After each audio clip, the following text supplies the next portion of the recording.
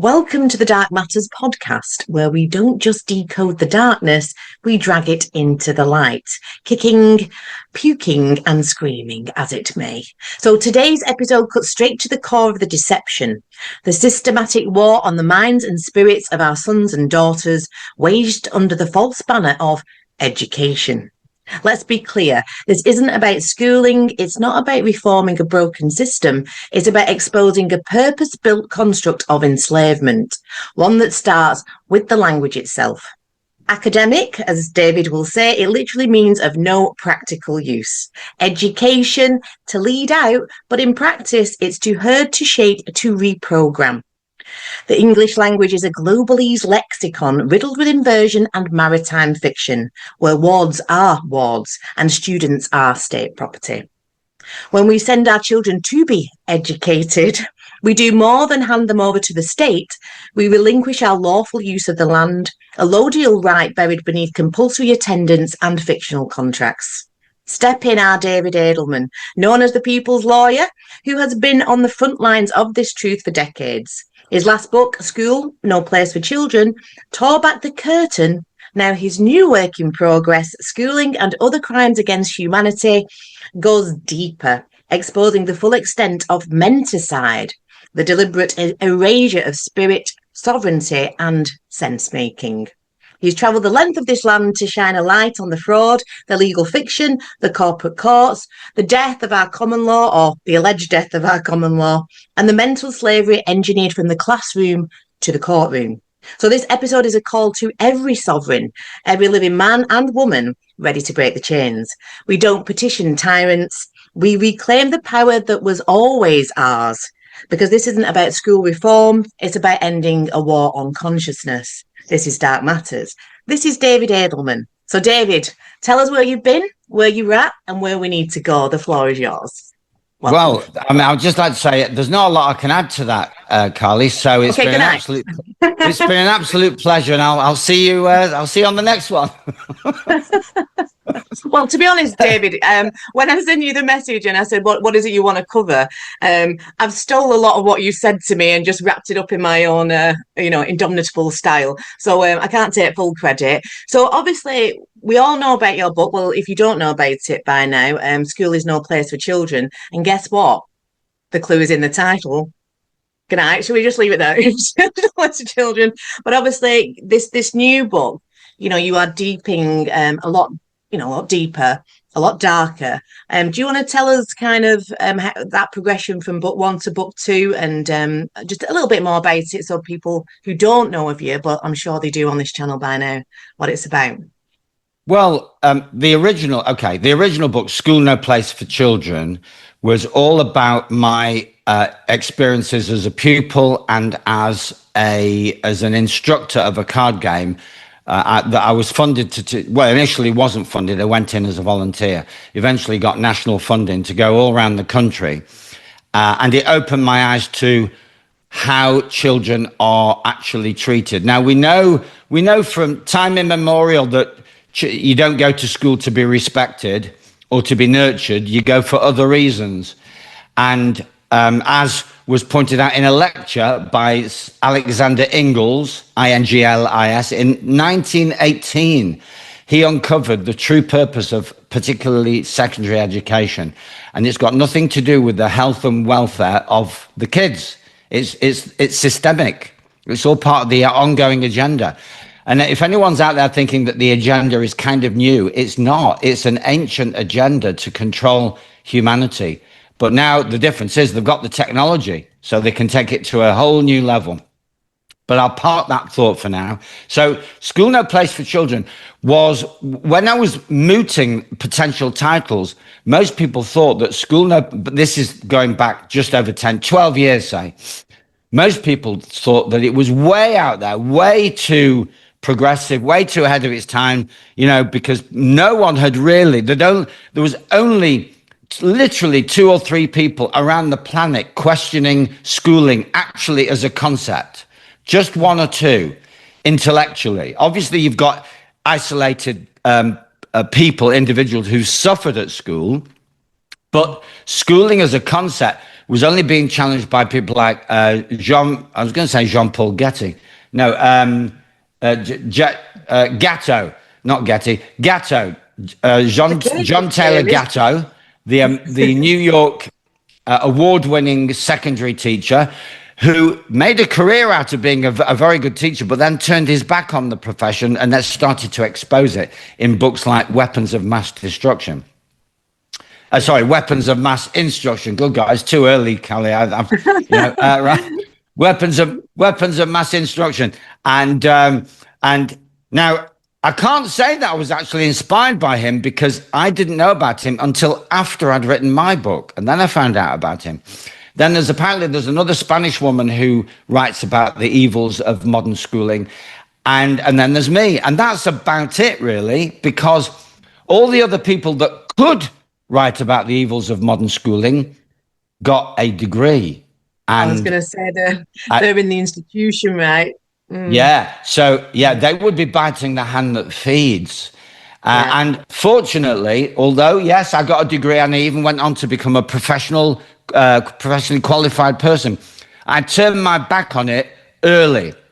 So it hasn't ever paid my mortgage because I never had a mortgage. It's never paid it's me. I've paid my way. So I don't feel as though I owe anybody anything. In fact, what I do owe to humanity is the truth. And so I do have this capacity to be objective. And that has stood me in good stead for me personally, and it stands me in good stead for when I write. I mean, there is a slight bias because I do want to make a point that schooling is not a place for children and that it's part of a humongous crime against humanity. And if you're making a point, it doesn't, because you're supposed to, when you're academic, you're supposed to put both sides of the argument. Well, that's the last thing I want to do, because I do actually want to counter the propaganda and the brainwashing and the groupthink that is, we go to school and it's like, you're born, you go to school, you go to work, you retire, you die. It's a conveyor belt. But I'm one of those people that are encouraging people to get off that fecking conveyor belt, because it's a conveyor belt to oblivion. It's not, it won't have a happy ending if you stay on that conveyor belt in all kinds of different ways, which we probably don't have time to explore. So this is my contribution. This is my way of disrupting. So I'm a disruptor. I'm a pattern interrupter, which some people call conspiracy theory. But as we now know, those of us who've exposed certain things and warned of certain things, they're all happening. So there's no such thing as theory anymore for conspiracy. It's just conspiracy. Now, I'm not blaming individual teachers for anything, or even head teachers. They're all part of it. They're all on the conveyor belt. Most of them have no idea what it all means. They're just doing a job. Some of them are obviously more evil than others. Some of them are full-on psychopaths. Some of them are just caught up on it or in it. But the idea, the transition for me, School No Place for Children, was all about, it was the subtitle, or the strapline was a wake-up call. And the strapline for schooling and other crimes against humanity will be an emergency alarm call. Because in the 10 years since I wrote the first book, I've become the people's lawyer. I've done a heck of a lot more research. I cannot believe how much research I've done in the last 5 years. And I'm sure the same is true for you, Carly. Some of us who are leading the way in research, it seems to me it's like a 10-hour day, 7 days a week. And so I know so much more than I did when I wrote the book. In fact, I actually feel as though it was written by an adolescent. The adolescent version of me wrote the first book, like scratching my head thinking, "Ooh, this doesn't seem right. I wonder if there's a better way." That was the ethos of book one. But book two is, this is not fucking on. Get out quick, and it's so it's more savvy. It's going to be more direct. It's going to take, I've got full on whistleblowers now coming to me. Whereas before it was disgruntled parents, kids and teachers with a tiny little bit of whistleblowing. But now it's gonna be more like a full-on whistleblow, really. I've done my own version of whistleblowing, so I'm gonna just take all this information and collate it, tidy it up, put ribbons around it. Well, actually, make it into a grenade. No, sod the ribbons. I'm going to make it into a full-on grenade. Excuse me. And so that's the idea. And it also reflects, as all books do, the journey of the author. So in this particular case, the author is wide awake. I was half awake 12 years ago, not fully wide awake, but half awake.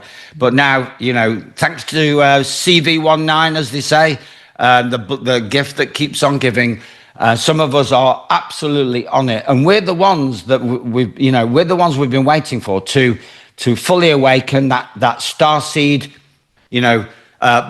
blooms or blossoms into full growth. And so we can actually carry the weight of hundreds, if not thousands, who are still asleep, some of whom will never wake up, to be honest, unless an almighty comet drops on the planet or some sort of Newtonian or Plutonian bomb goes off, but under their bed. And, these are, the Chinese would say that these are interesting times, and they certainly are. But they're very polarized times, sort of. It's either devastatingly boring to meet people because you know exactly what they're going to say and why they're going to say it. So those are in the group thing, they've been schooled. And it's interesting that phrase now, like Zelensky was schooled by Trump. Whatever you think of both of those, I'm not really interested. But the idea is that Zelensky was humiliated by Trump. And so schooling and humiliation are now in the vernacular as side by side, sort of synonyms. And so this is really, my appeal to people is to common sense. Why would you send your precious offspring, however stroppy they are, because that's not relevant. Everyone grows out of that. Doesn't matter how stroppy a kid is, they're not going to, in fact, encourage the stroppiness because they're not going to be stroppy later on in life. It's an energy that has to dissipate. It's a natural energy see, I was never stroppy, which is why I'm stroppy now. Well, we love your stroppiness, David. Yeah, my stroppiness was on hold because it would have served no purpose when I was 10, right? Yeah. But now it's, right? A bit older than 10. It serves a purpose. It really does. So I'm appealing to people out there. Let that boy or girl who have come in with more knowledge than you've got, way more. So let them be stroppy. Let them be whatever they want to be. Don't send them to school because it's just going to destroy their morale, which is the menticide that you mentioned in your intro, Carly. And your word, David, made me sound extremely intelligent, but it was David's word. Oh, right, okay. What's menticide? Listen, it's a team effort. Yeah. Anyway, so, and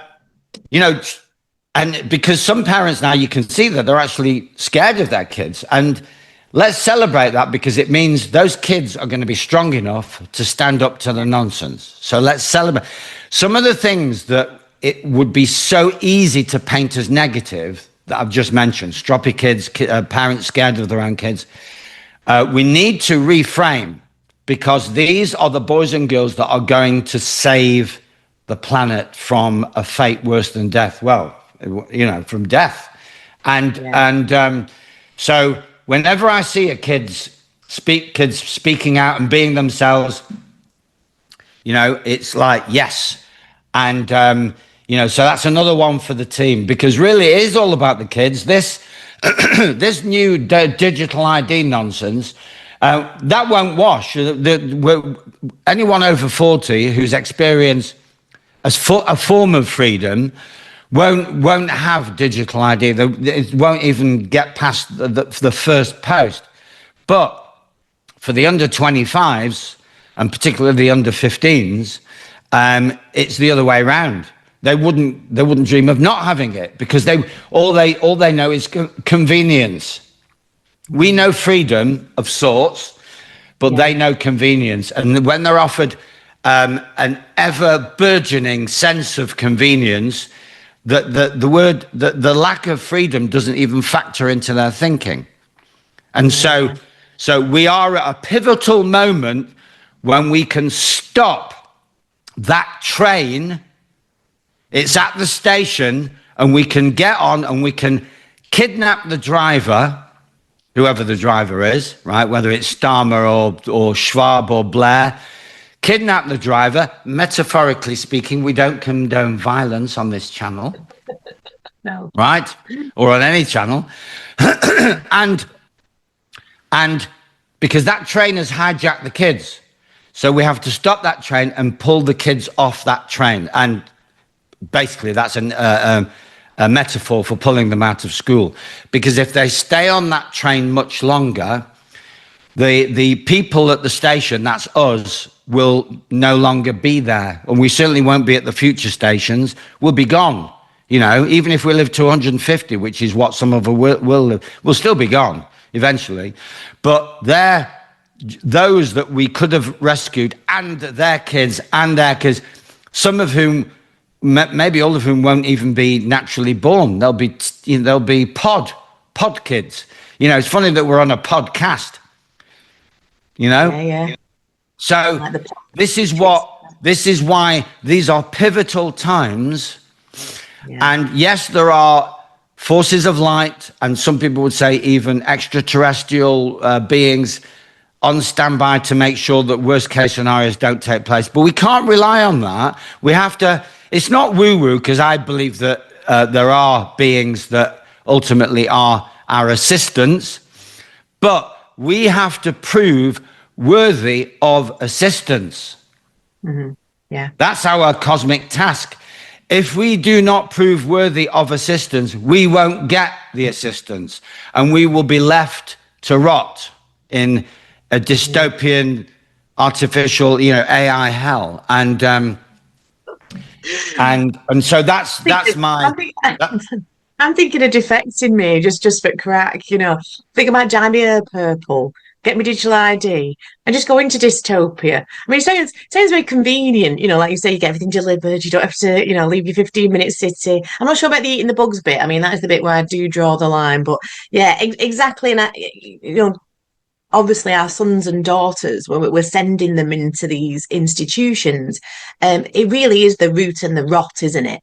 Like you said, you touched on a little bit. It's almost like it is a complete bondage. We know with the birth certificate and the registration that, you're literally born. That's that king for a day, fool for a lifetime. We're born, we're put into that system. I mean, what hope have we got in that sense, other than we're awakening to what that actually is? Like I said in the intro, it's not a system that's just got broken. It's a purposefully designed and built system, and it's a dark system, and it's been done very purposefully.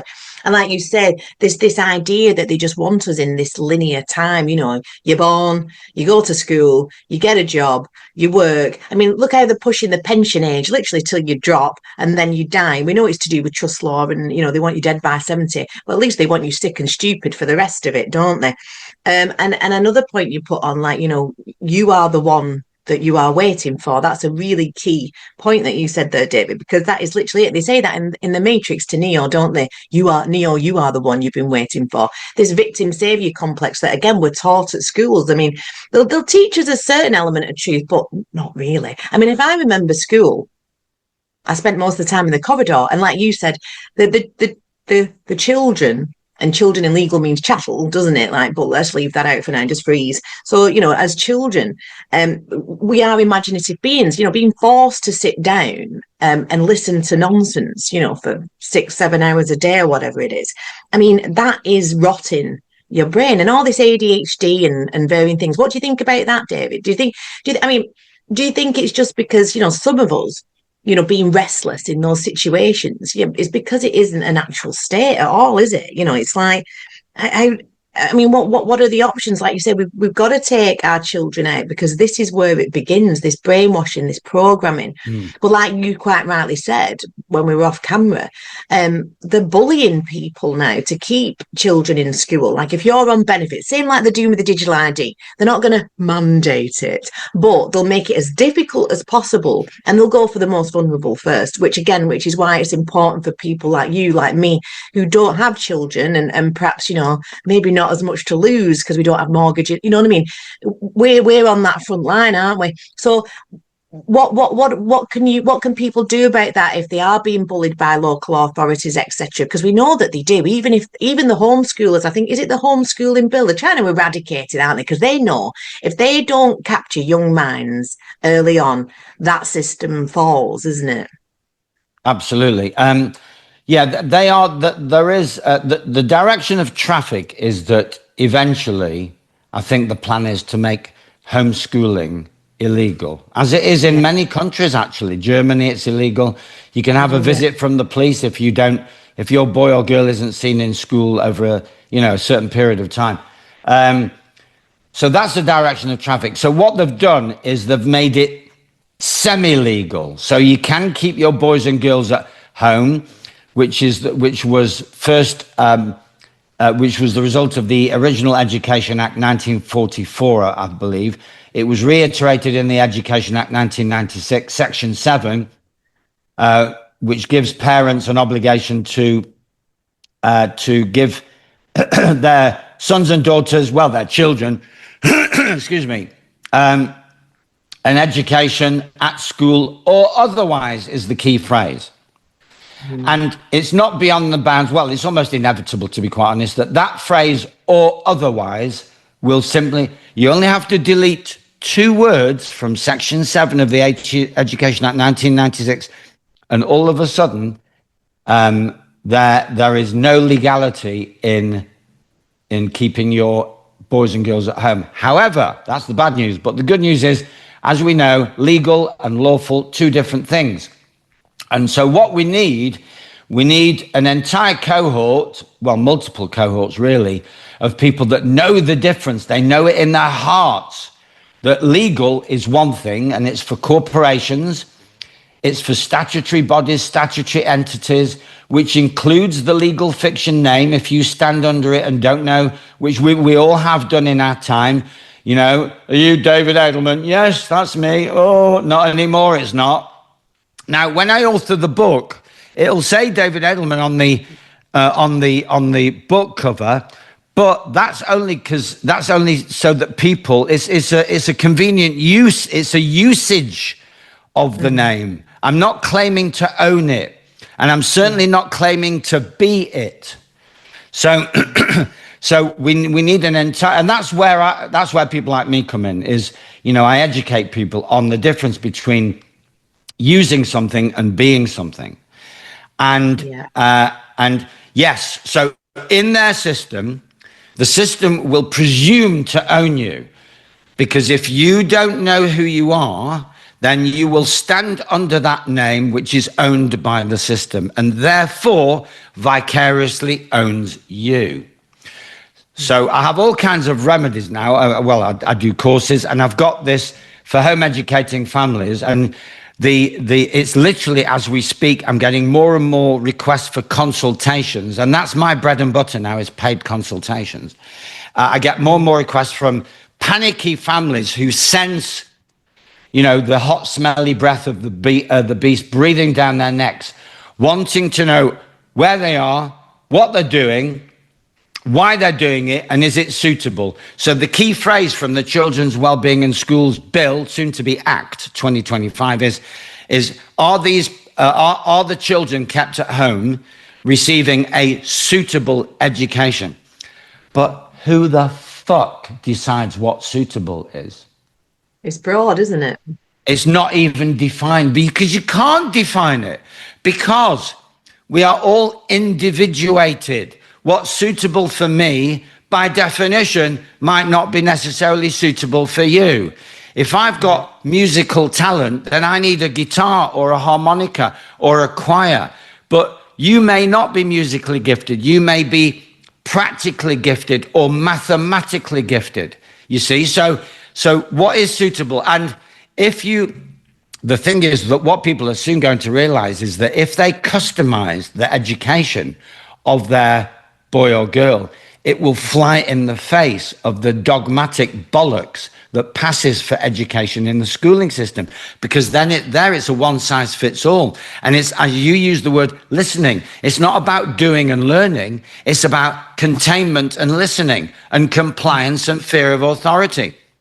I wish I had £1 for every person that has asked for permission in my life, not from me, but generally speaking, and maybe not even using words. You can tell by their demeanor that they still are running the schooling program, which is, I need permission from someone. Who can I ask for permission of? Because they're not going to give it to themselves. That's what schooling is all about. This is part of the Menticide, is to take those kings for a day that you mentioned, those wonderfully gifted, spirited beings who are in a state of natural sovereignty, which nobody talks about. Even I didn't know about it until about 3 years ago. Excuse me. And sovereignty with SU at the beginning is the state of being in self-governance. It's not about property. It's not about other people. It's about self. And one of the reasons why most people are fascinated by their offspring when they're born and for the first few years afterwards, because they're giving off this energy of self-governance. You know, they demand, they have needs. If you don't meet the needs, they die. So they have this entitlement, which is all part of the natural process. And that entitlement, clearly to fit into society, needs to be sort of, to have its rough edges smoothed off. Otherwise, we're talking about full-blown narcissism. but that same entitlement can, if channeled appropriately, form a kind of social and emotional and psychological immunity from the mainstream groupthink bollocks. So, for example, my sense of entitlement and my sovereignty meant that I was never, ever, ever in a million zillion years ever going to take a jab for any reason, because I've worked out that my body is its own self-cleansing, self-healing mechanism. It doesn't need any extraneous or external agency. And if anything, it would I only have things to lose. And all I need to do is look after that body, and the body looks after me. Yeah. And notice that I've already separated the body from me. I am not my body. I am not my name, and I am not my body. I am the custodian of my body. I'm the gatekeeper. And when someone approaches me with a syringe, which they never did because I'm not registered with a GP. The NHS, last time I looked online, NHS online, I'm not even, I've gone grey. They don't even know I'm on the planet, which is fantastic. I'm not most days. I try and disassociate, I think. But yeah, I mean, you're quite right there. And obviously, you know, we do that with the realm of England, which obviously you're linked in with us, which is an absolute honour. And the work we do there to call out that jurisdiction of legal and acts and statutes, you know, statute, dead, lifeless thing. Act, it's a piece of theatre. We know what it is. It's fear and force. Hence why now the police services are force. And that's all that they've got. Which is, again, why it's so important for them to capture young minds from a really early age. I mean, we know that language, especially English language, is a construct, same as the counting systems. So those are the first things: A, E, I, O, U. You know, get them repeated, repeat, eat, sleep, repeat. And AIU was a demigod from ancient Babylon, and it's so occult, isn't it? And it's so dark. I mean, we know it's in the language, and I know you had a really good document because you know I've learned a lot from you, David, over the years, and the Globalese Lexicon document of language, and it is that kind of the language itself, as we know, is a huge control mechanism, the original software of reality, as I like to kind of point. So you know, John Dee and people like that with the scry mirrors, you know, the original kind of Iconian kind of technology and that spell casting, as we know, and that that, you know, that modern law is actually this ritual dressed up as this legislation. I mean, when you kind of go into you know, when you're doing your one-to-ones, and obviously, you know, this is your arena, how do you kind of challenge it? I mean, what kind of things can people learn on your course? Do you kind of play in legal? And I mean, we always wrap them up in their own rules, because the rules only apply to them, don't they, as public servants, which is, again, that distinction that we are living men and women, not persons. You know, it applies to them. So how do you kind of go about it? Do you kind of call out jurisdiction, or do you do a bit of both? Do you play in that legal thing? Because obviously, as we know, that like I say, it only applies to them, doesn't it? What can people kind of learn? Because this is affecting a lot of people, and people are quite rightly nervous and worried. Well, excuse me. Let me draw an analogy. Okay, we've mentioned that there's legal and that there's lawful. If you interface with legal and feel threatened by it, so you can, let's use an analogy of the trampoline. So you're on the trampoline and someone has jumped on the trampoline and is threatening to push you off. So that's the enforcement agent threatening to push you off or do something that might ultimately hurt you or harm you or cause you loss. Now, what I originally taught in my original sort of in-person 10 years ago was all about how to transcend that and be more lawful and almost and have this sort of condescending approach to legal. You know, it's like, oh, don't be too concerned about legal, you can transcend it.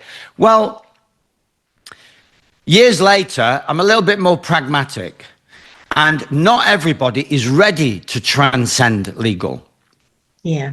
And go straight to lawful. So what I've done, I've met people halfway. And so what I've done is research more the kind of law that I used to have to research, because I didn't think there was any other, right? And so I've got a whole list of acts and statutes that can be used as weapons against abuse of the system by the system and its agents. And for many people, that gives them reassurance, because now what? So and back to the trampoline analogy, it means that they've got something that they can use against the agent that's on the trampoline, and then the lawful bit can be used as the safety net. You know, if all else fails, use the lawful bit as the safety net. So there's, in my handbook, it used to be called a booklet, it's too big now, it's 500 pages, for crying out loud.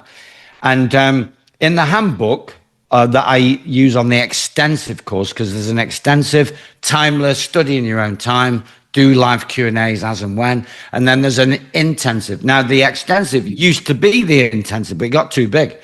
So on the extensive handbook now, I've got all kinds of resources, quotes from statutes, acts, case law, so that people who are still finding their feet as lawful sovereigns have got something that they can use against the agents, that the agents will understand. Because remember that what COVID has taught us is that there are two realities, at least two realities, but certainly two realities, both of which have their own vernacular. So if you talk the vernacular of lawful reality, the legal vernacular, or those who espouse the legal vernacular, will pretend, oh, you've got that, oh, that's an internet template, that's conspiracy theory, or that's, you know, we don't recognize that. If you send that to us again, we'll just keep it on file and ignore it. So two different jurisdictions with two different languages. And obviously, as you mentioned, the globalese lexicon is the sort of geopolitical version of the translation of doublespeak into real English. So we've got a whole set of people, some of whom are enforcement agents, who speak a language that we no longer speak. We understand their language in the traditional sense, that we get it, we comprehend it, but we are developing our own language.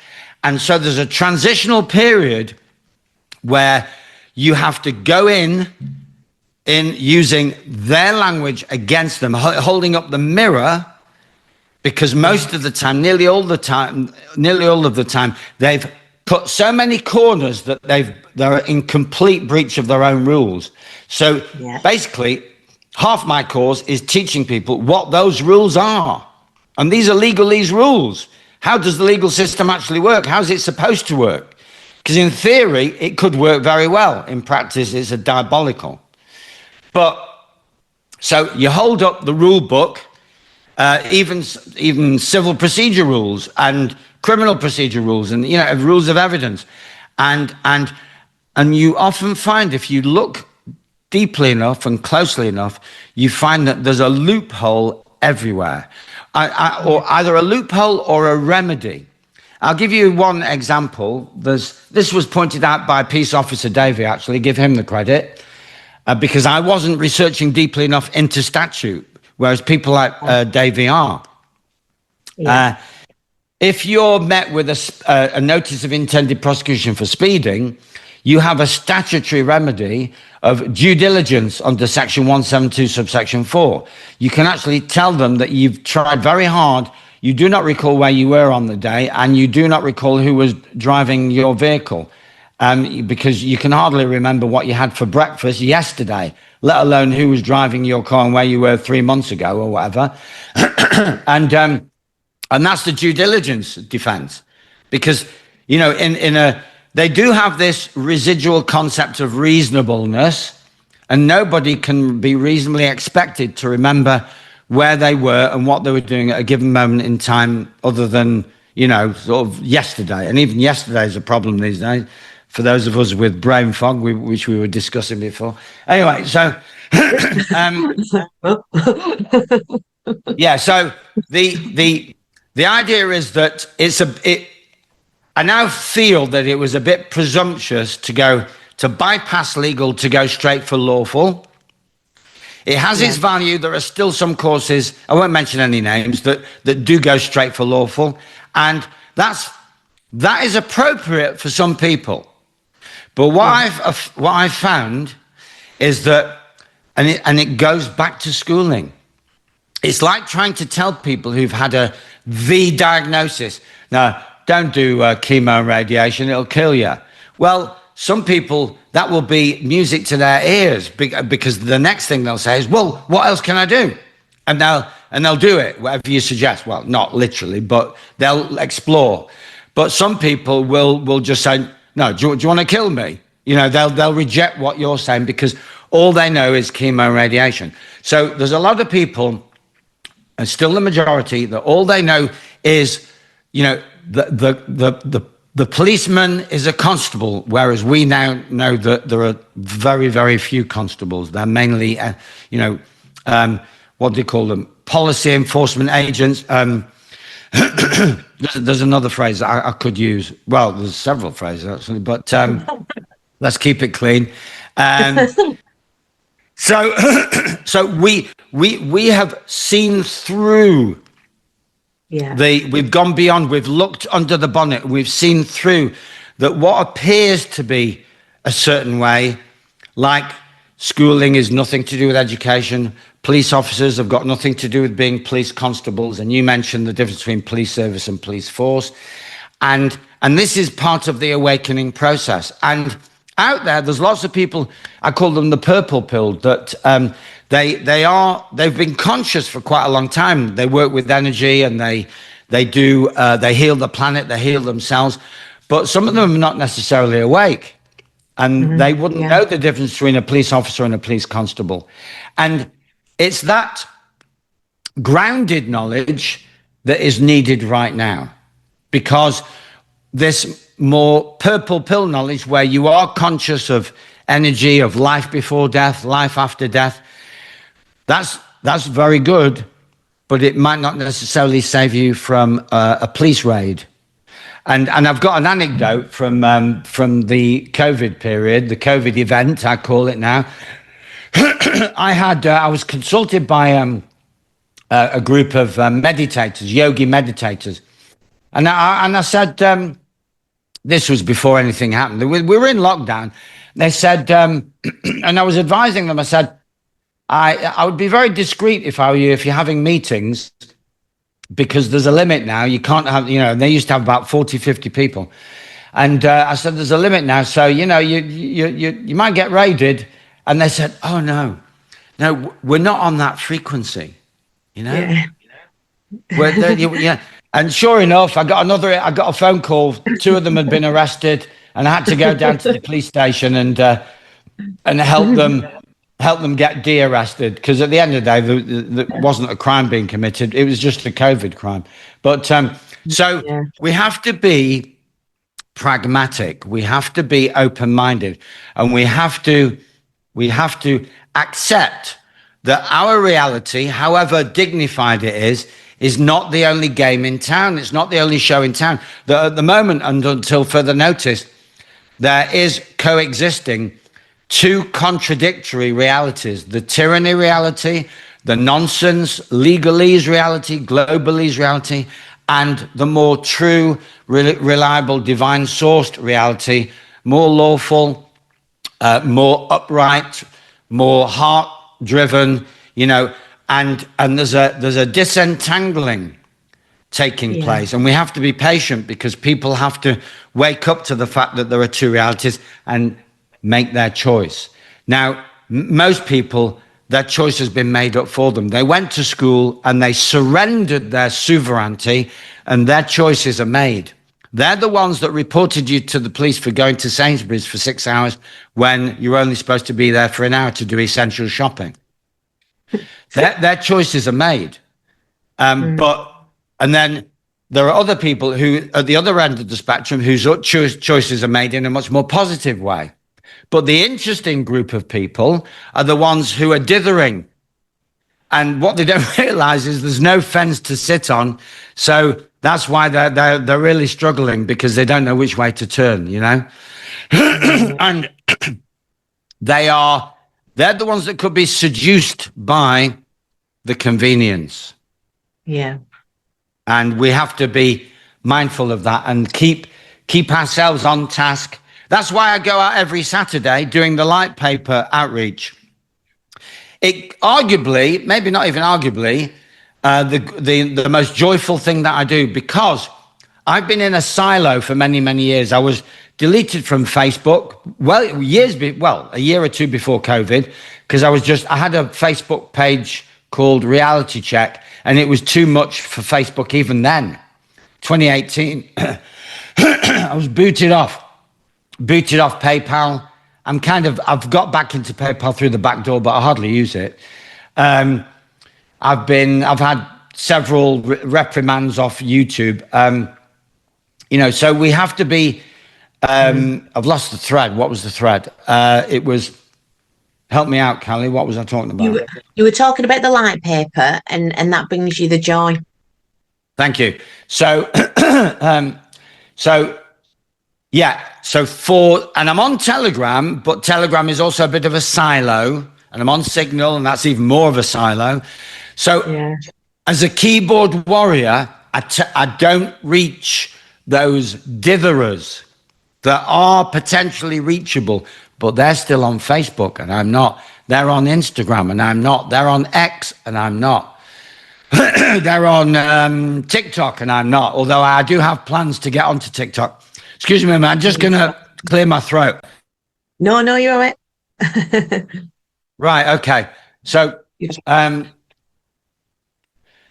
so the getting out physically onto the streets of Kent is where I can interface with those people. And very interestingly, only I would say the last 1 or 2 visits out onto the street, I've noticed that when I do my spiel, I've got more and more people turning their head. They don't necessarily come to me and pick up a paper, but they're turning their head.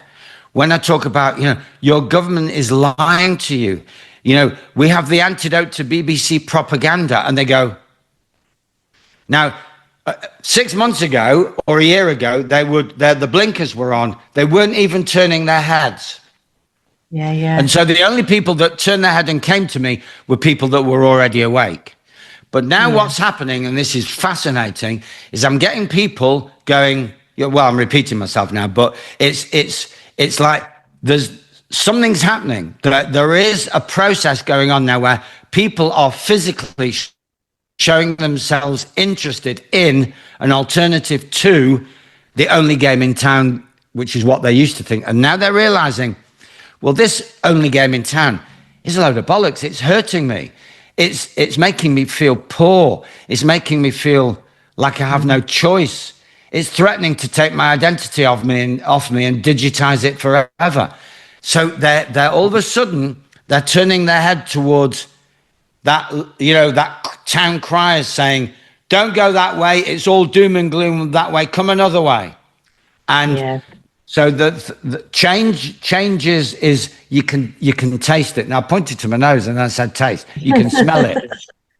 You can sniff it. Well, yeah, and it's interesting, isn't it, to see that. I mean, I'm again. You can see those two timelines, in my opinion, in operation. I've always said it's like two echoes or two things whispering to you at the same time, and we have a choice. It's all about that choice, the free will choice, which is why, like we said earlier, with this digital prison, and whether I think digital ID is they're going for it, but there's, if you think about how many people, I watched a good video, I can't remember what the scheme was. I meant to have a look actually before we came on and I totally forgot. But somebody sent me a video where, you think when you need to go to the doctors, that's all digitalized now. So they've already been doing it and got millions signed up to these kind of systems, like via the back door, so to speak. But certainly I think there is a shift happening. Sometimes I don't see it. Like when I go back into normie land, I think, oh God, I'm in my own bubble here. And you think something's happening and I think, oh, retreat. It's not. And it can kind of be a bit of a, letting the air out my balloon. But I do believe that something is occurring. And I do think, well, we know it's a spiritual war, and like you said, apathy is the thing that the creator doesn't like, pick a side really. And I do believe that there has been some kind of hijack on our Edenic state, whatever that is. And I know we were chatting offline earlier. And I talk a lot about, consciousness being moved by narratives. And there's this big idea that I've been very humbled by that has clicked in my own head.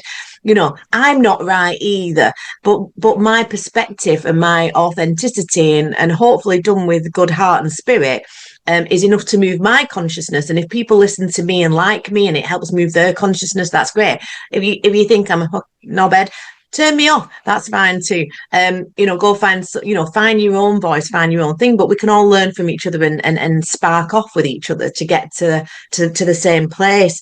And it is this understanding, I suppose, that we are a temple, we are this we are our own saviors in that sense. And they two temples here. We exist, the key part of us exists between the two temples, the temple of God there. The brain, the connection to the soul.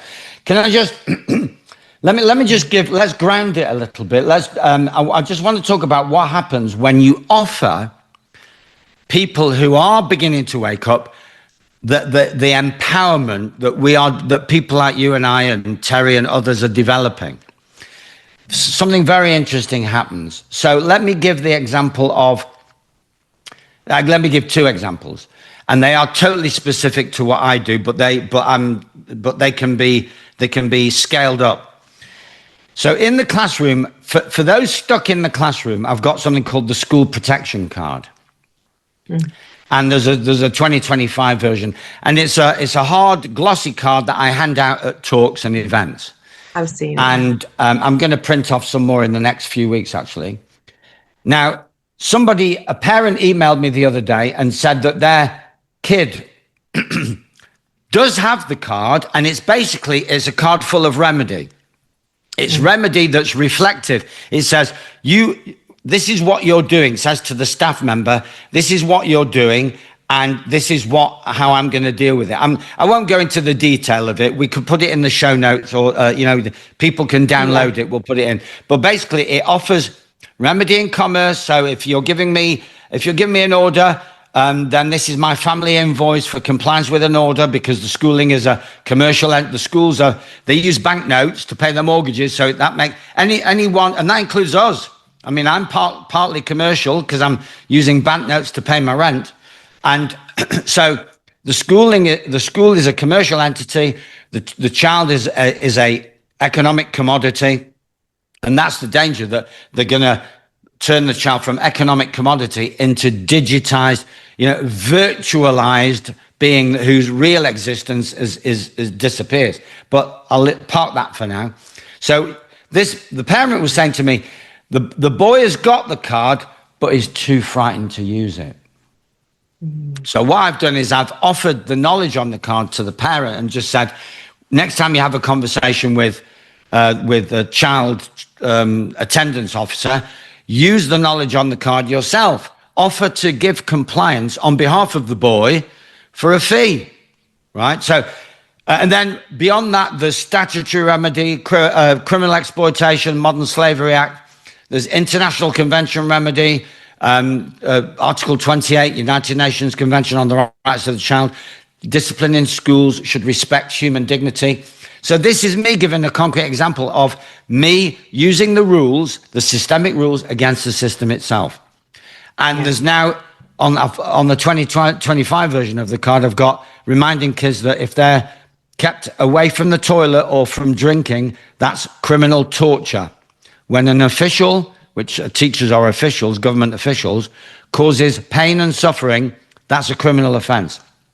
Right. Yeah. So for grown-ups now, or families, I've got something called the Home Education Counter Notice. And I've given it to several families, and again, reflecting the fear that they inherited from their schooling. Some of them, nearly all of them, just sit on it. They can see the power of it, but it's the power that they can't handle yet. So my remit, and one of the remits of this book, Schooling and Other Crimes Against Humanity, is to give people such an electric shock that it actually is a bit like, it empowers them, because they can see that if they don't use that power, then things will only go from bad to worse. So it's a kind of a negative incentive, because I'm struggling. The positive incentives, they don't seem to be ready for. If you offer them, power, which they're not ready for, it's a theoretical incentive that they're not ready for. But if you say to them, look, if you don't do this, then you're facing this reality, and you walk them through the implications of digital ID for the kids. And one of the reasons that they are not concerned about our rejection of, they've factored it into their thinking. They've done all the calculations. They knew we would reject digital ID. We did 20 years ago under Blair. Nothing's changed. And we're going to reject it even more violently now, because we've got the resentment, or some people have got the resentment of COVID. They want to get that out of their system. So, all the lockdowns and the restrictions, etc. So what they've done, they've inserted it into clause 16B of the Children's Wellbeing and Schools Bill, a numeric identifier. So any boy or girl kept in school will find that they're not known by their name, they're just known by their number. And that number will spread out like a virus and be used not just in school, but in welfare situations, in medical situations.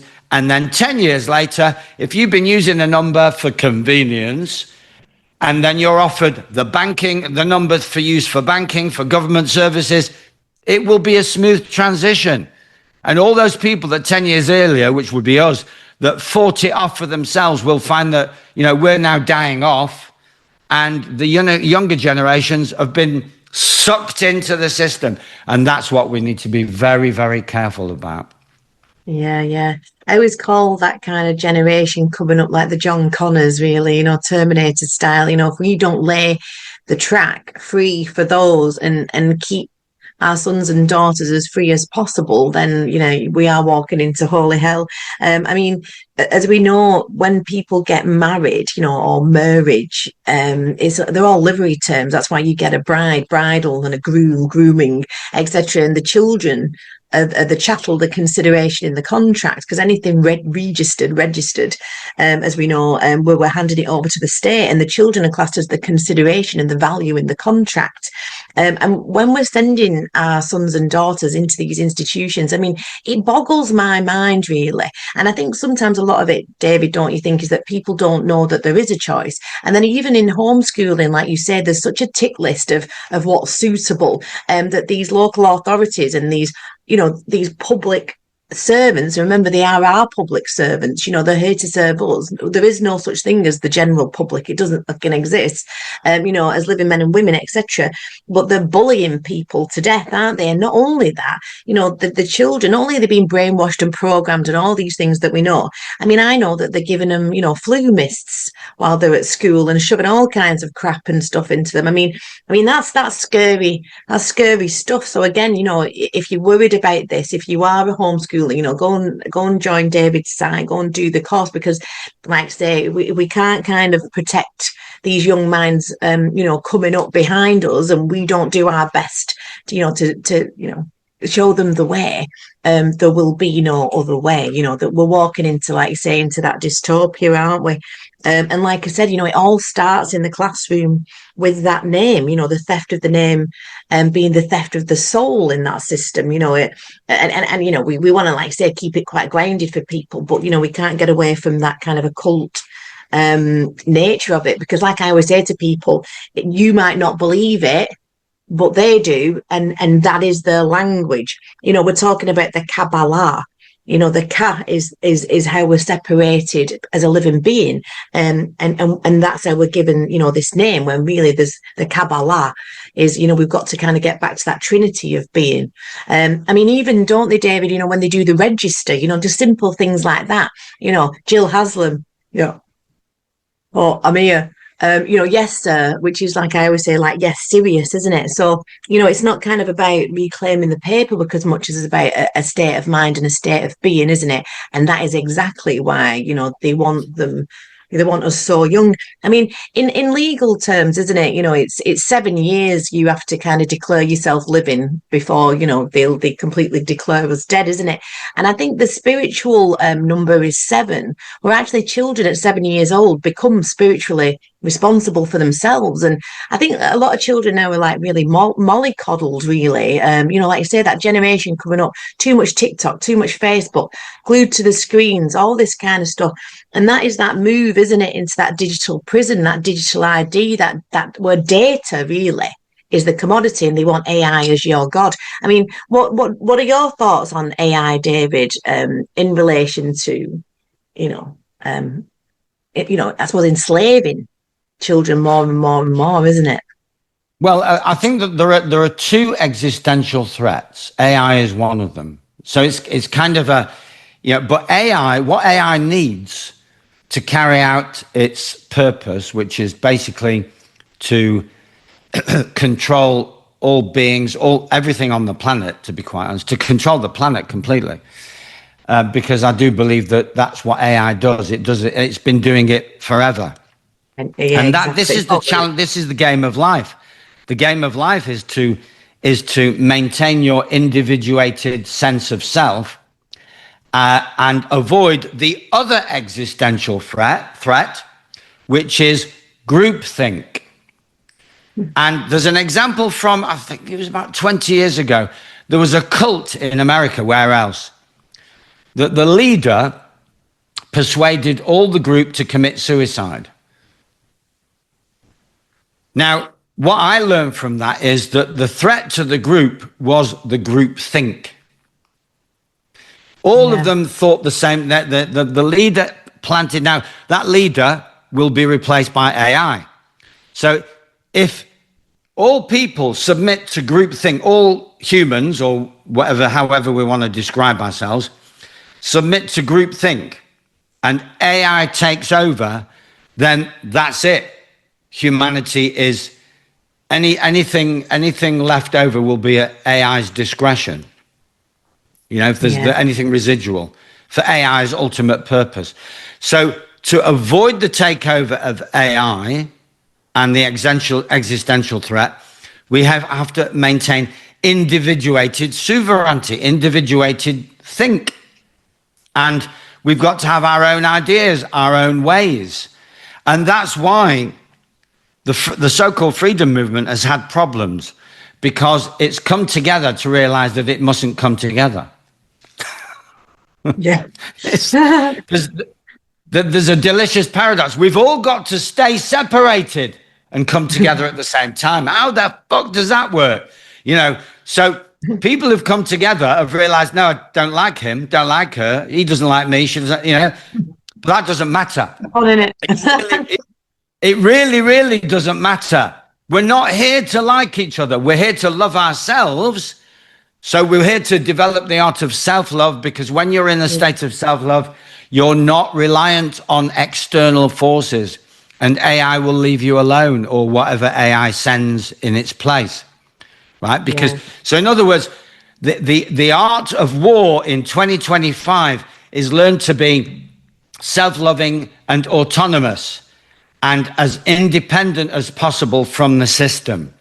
Some people go completely off-grid and form off-grid communities. Well, in theory, that sounds like the solution, but in practice, I have personal misgivings about that, because I'm so individuated that I would struggle inside what could be called a commune, unless I was allowed to individuate and be communal at the same time.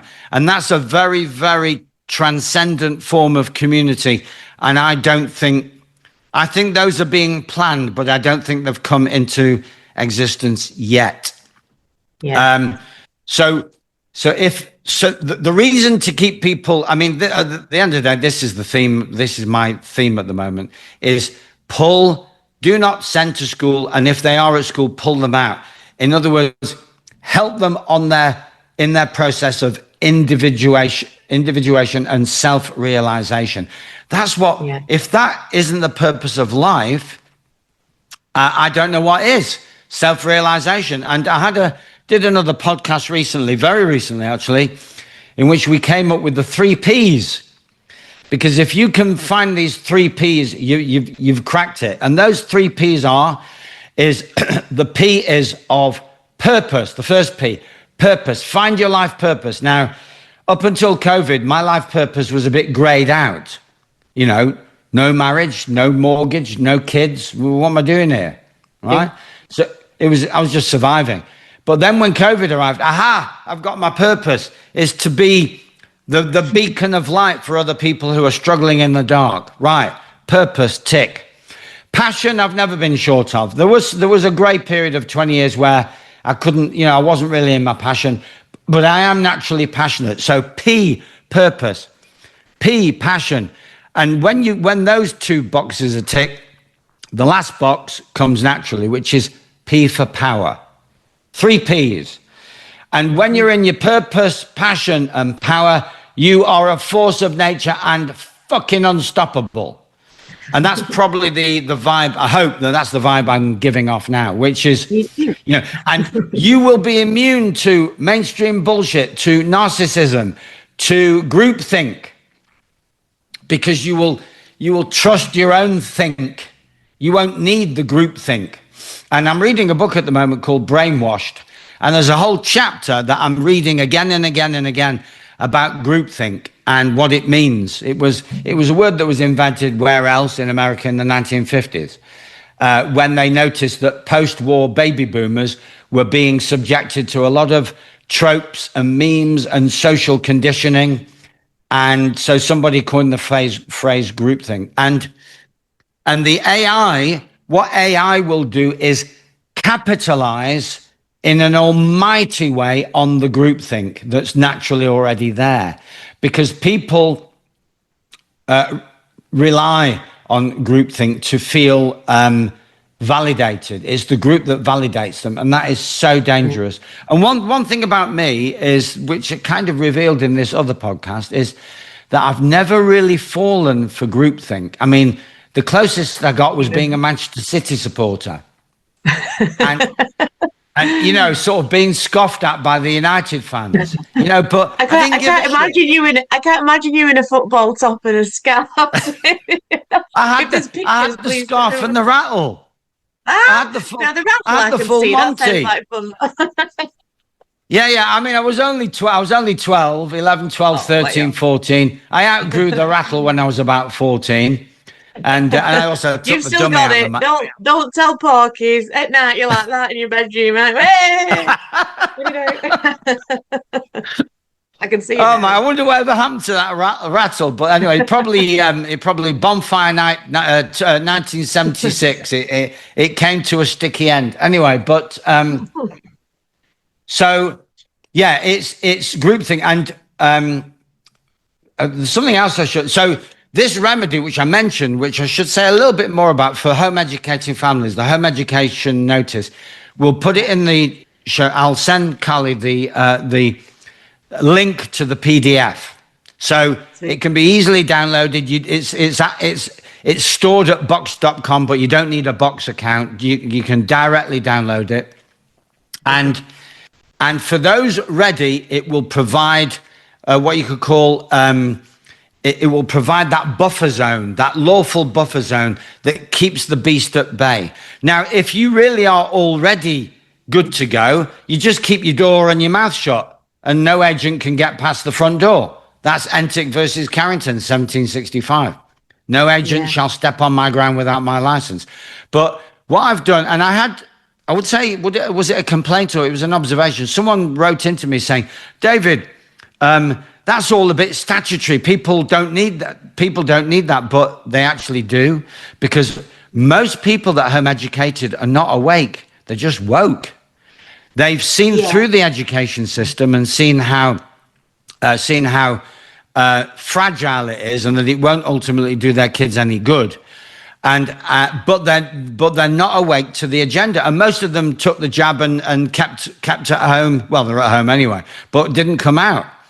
So that this home education remedy is mainly for them, is to reassure them that that they are doing the right thing, and if they want to do it more confidently, it gives them the tools to do it more confidently, because a lot of them are absolutely scared to death of authority.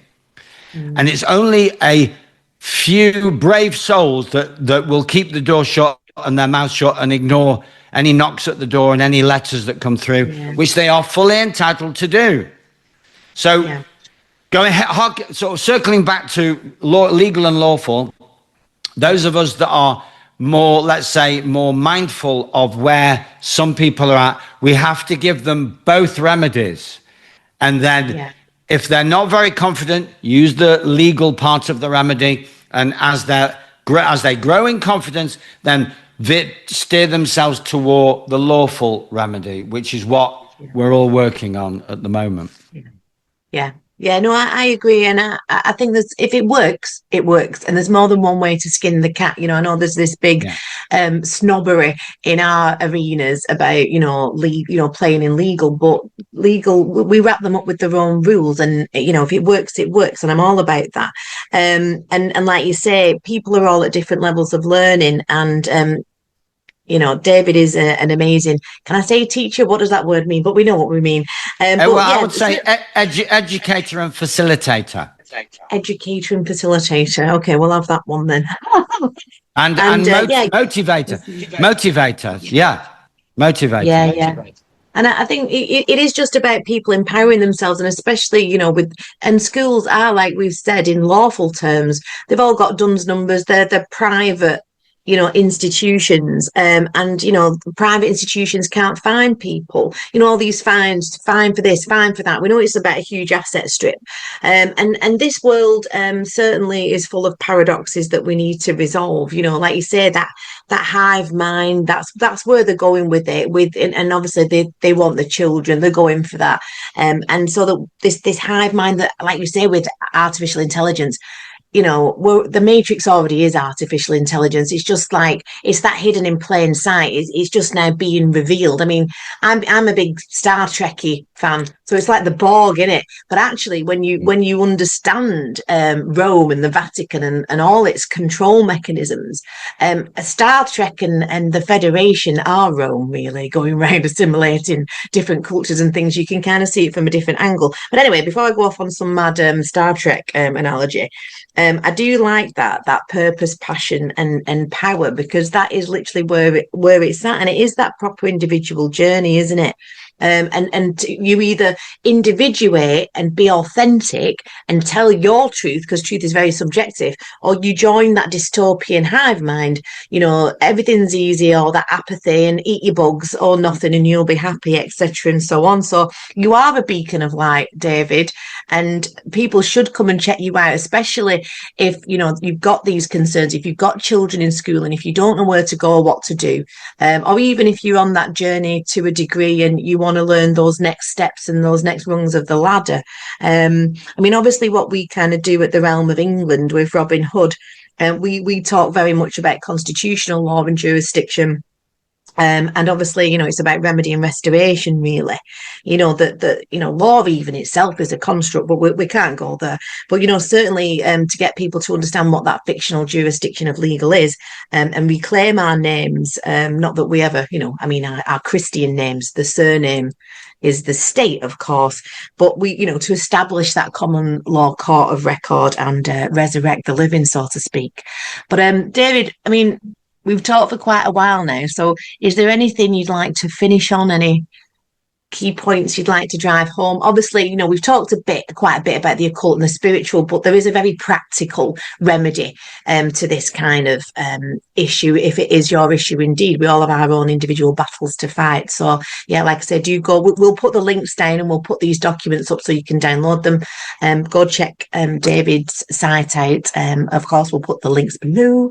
But what would you like to finish on? Well, let me address that. There's always a reluctance for people to step into their power. Let me do a little bit of self promotion, although it's partial because I worked with somebody else. So just to prove to people that it can be done, whatever it means. But if you need something to be done, if you apply yourself, it can be done and it shall be done. So during the COVID nonsense, the doctors and nurses and medical staff were threatened with no jab, no job. And I was approached by a nurse on, I think I was still on, no, I wasn't on Facebook. I was off it then. It was some other platform. Anyway, I was approached by a nurse. Maybe it was WhatsApp, but it doesn't matter. I was approached by a nurse to draft a remedy for the nursing association that he belonged to, and doctors as well. And so I got together with a freedom-friendly doctor, and we put together a conditional acceptance notice. And I found out from an email sent from Australia that conditional acceptance notice worked, because nobody ever got in touch with me to say, thank you, it saved my job. Apparently it saved the jobs of somewhere between 50 and 100,000 staff, that notice. So these remedies work when they're written by the right people for the right reasons and used with a sense of PPP, power, purpose, and passion. They work. And and arguably, as well as saving 100,000 jobs, it would have saved a number of lives as well, and certainly a number of serious jab injuries. So this, fast forward to 2025 and beyond, and especially if they come with another lockdown and another pandemic 2.0, which is looking possible, maybe even likely, maybe even inevitable, because lockdown 1.0, pandemic 1.0, at the end of the day was only a beta test. It wasn't the real thing. There was nothing going on. They had to pantomime it. But the next one will be a lot more real. Anyway, so what people need to do is stop saying things like, has it worked for anyone else? And be the change you wish to see. If you don't try a remedy, it's definitely never going to work. Yeah. So in other words, don't keep asking practitioners like myself, has it worked? It's the fact that I'm offering it means that it can work for you. And it's up to you to make it work for you, to own that remedy and apply it. And in this particular case, because we're talking about home education and schooling, use the remedies, knowing that, well, I can tell you for a fact that the school education, school protection card has worked for many kids because they've told me. And the home education counter notice is a new remedy. It was only created a few months ago.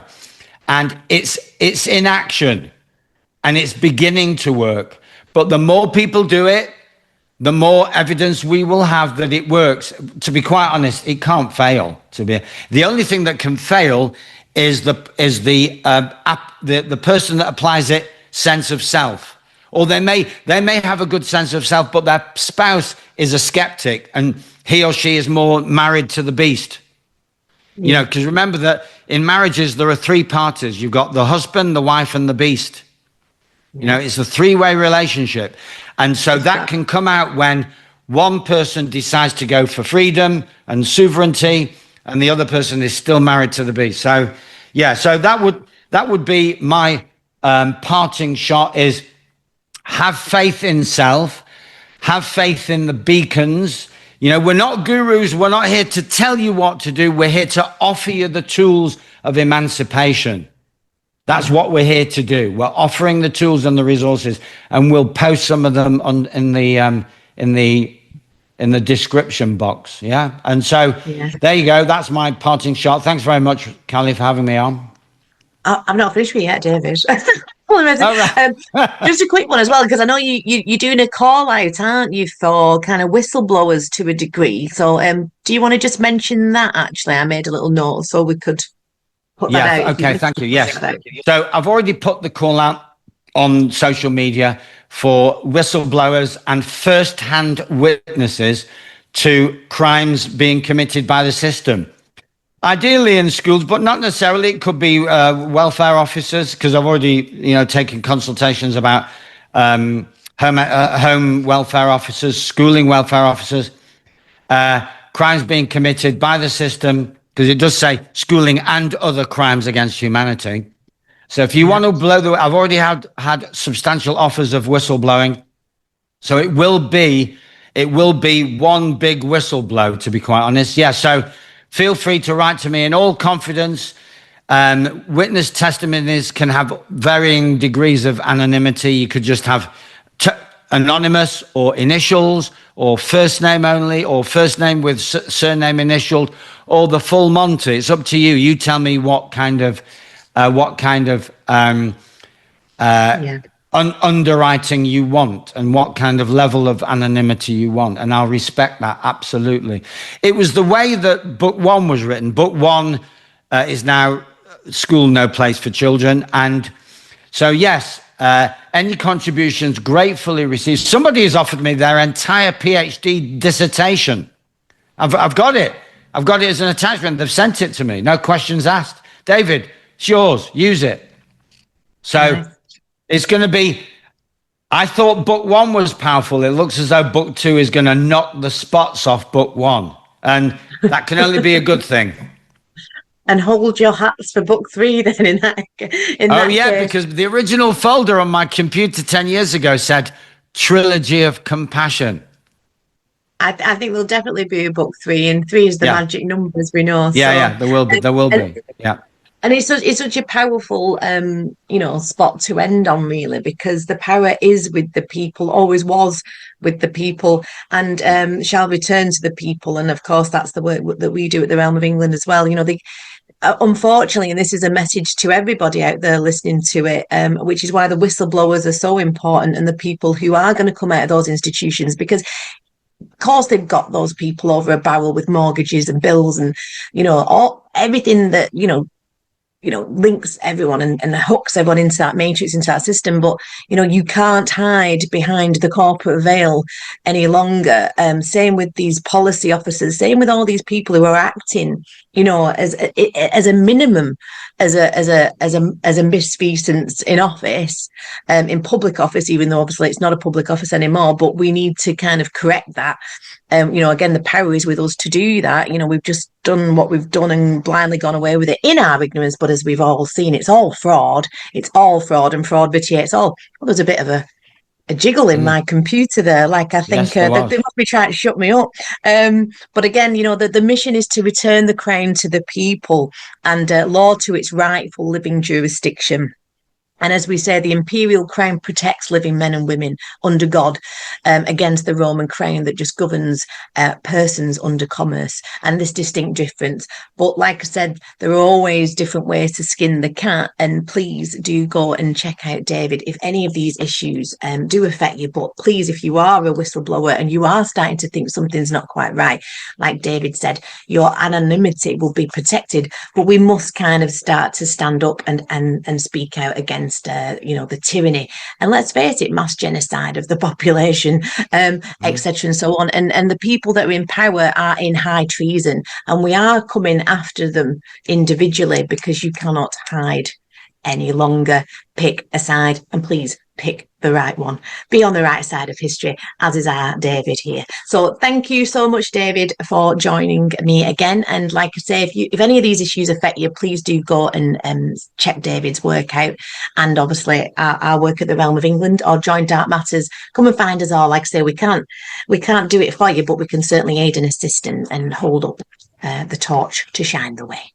Thanks so much, David. You are awesome, and I will hope to have you back for book 3. See you again soon.